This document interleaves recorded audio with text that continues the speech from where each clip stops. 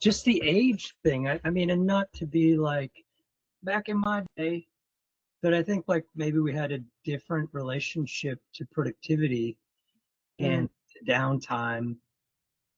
And actually, it's one of the things I've been thinking about in relation to quitting. Um, the like the information circulated differently, for better and for worse.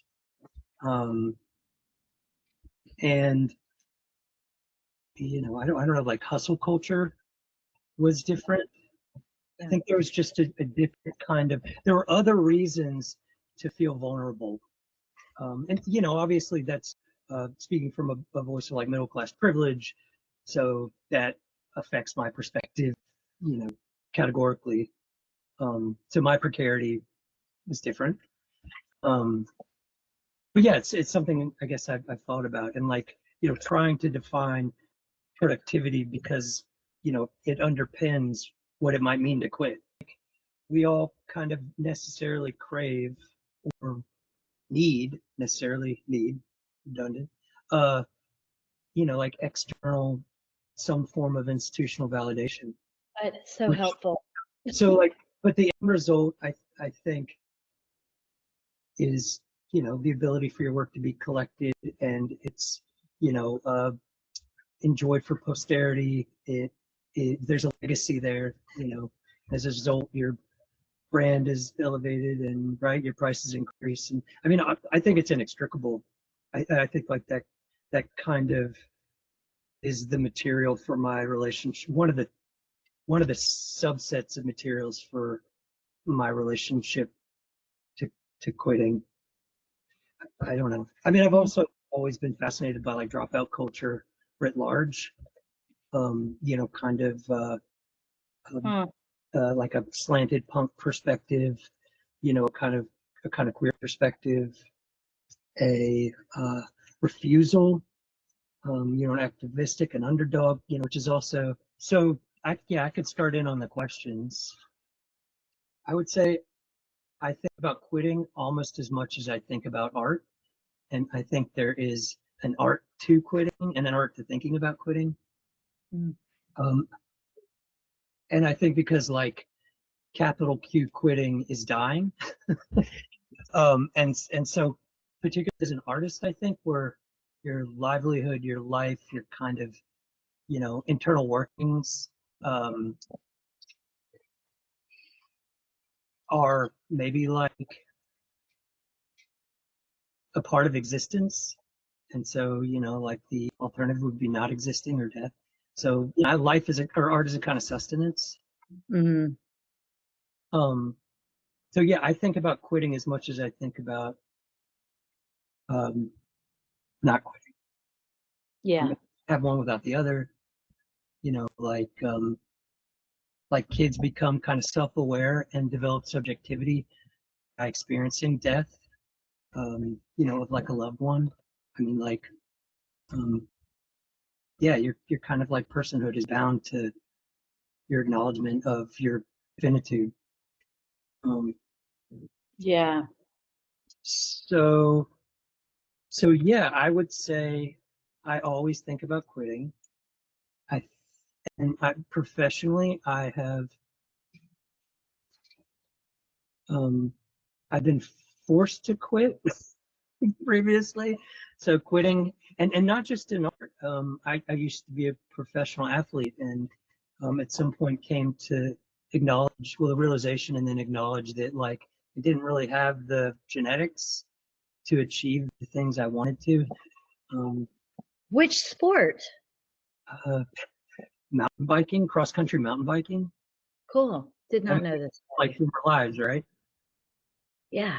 And strangely, endurance sports are similar to art in that the monetary rewards are slim, but they're very much a kind of atmosphere that you would inhabit 100% of the time, and exists at kind of a personal cellular level. It's also an identity. Yeah. So quit that.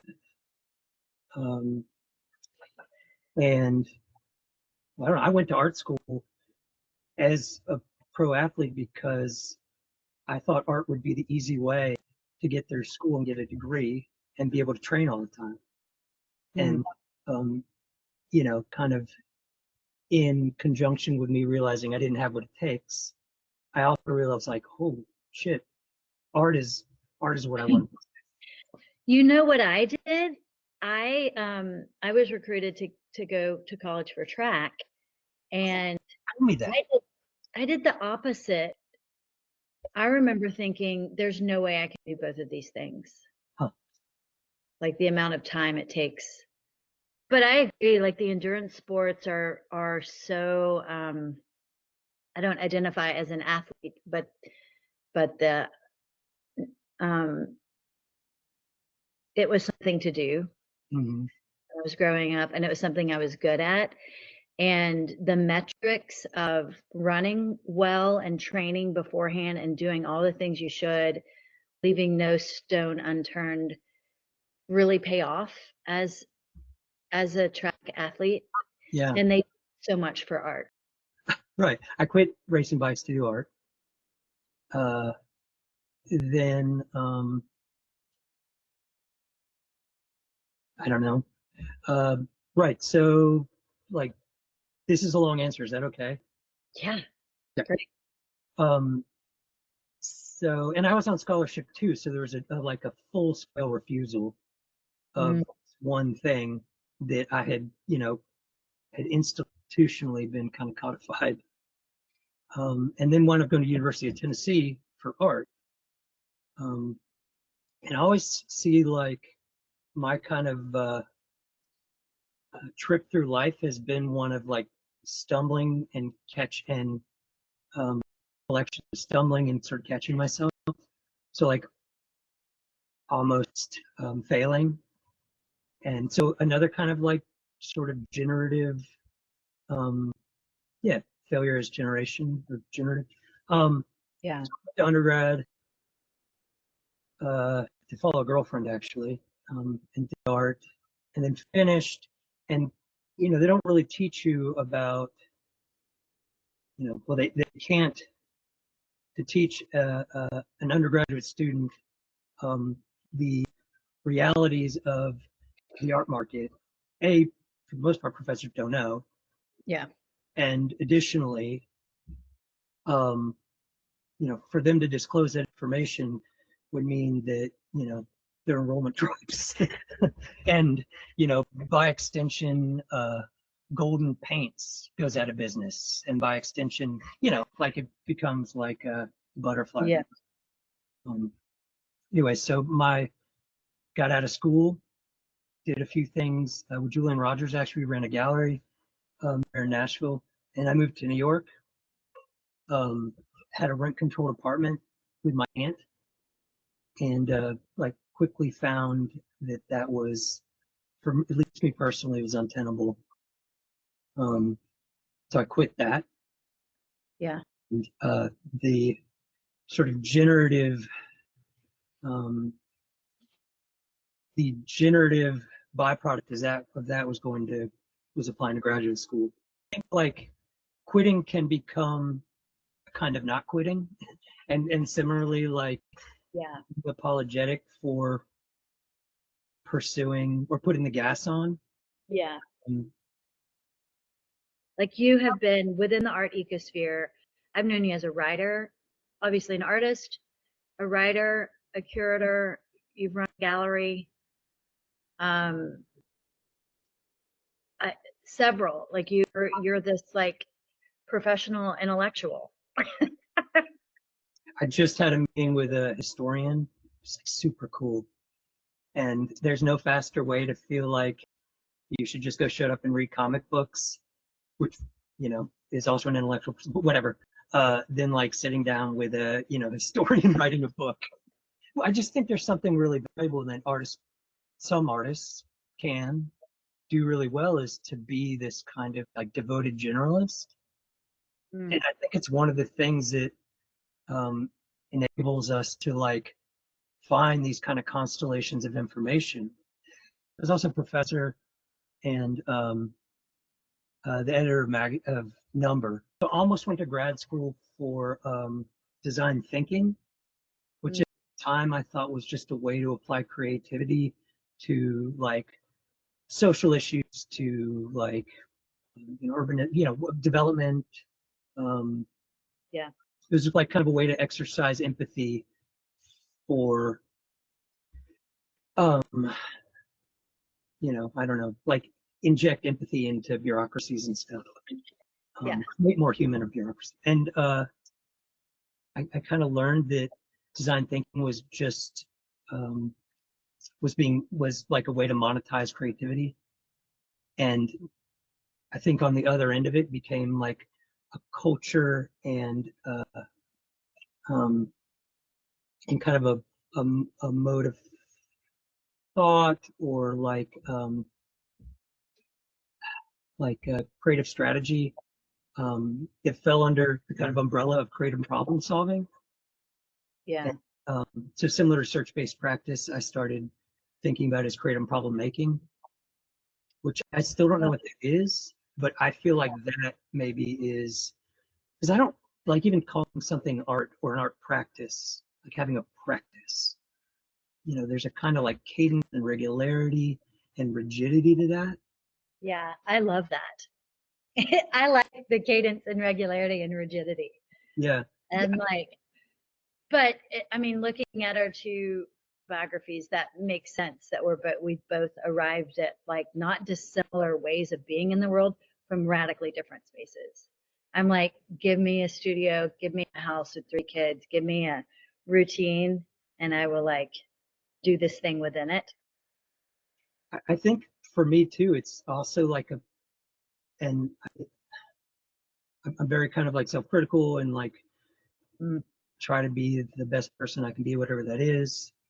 What is a devoted generalist to you? Yeah, and sort of being curious, doing something without having a name for it. Yeah. Like I'm doing this thing because, oh, it's neat, but I don't know it's, horticulture or something. Yeah. I think, it's funny. I think the best art piece I ever made, there are two, and they were both when I was like, one was when I was in kindergarten, the other was maybe like I was 7 or something. So around the same time, certain amount of innocence. I don't think anyone had died yet, so one was I have like these kind of like whatever obsessive issues with, have like nervous tics and things. As a kid, they were really bad, and one of them was like things with my clothes and like textures, and most pronounced was seams on my socks.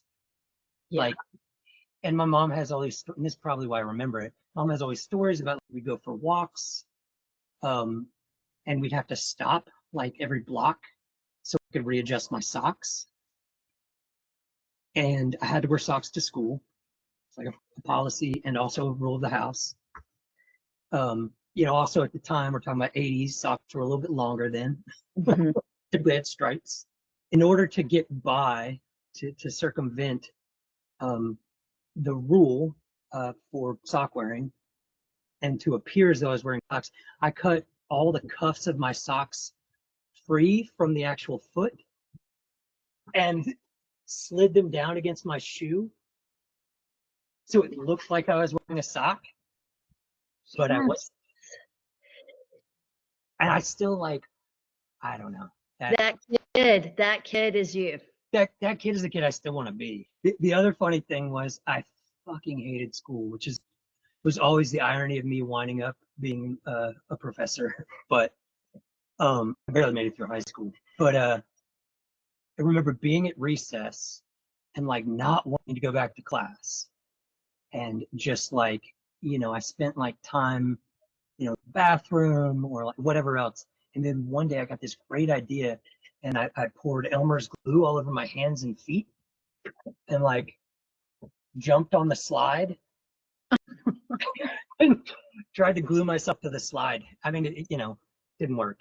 Yeah, you were materially curious from the get-go. Well, and I mean, that to me, looking back, I'm like, oh my gosh, that was like, my, shoot, whatever, the, like my magnum opus or something.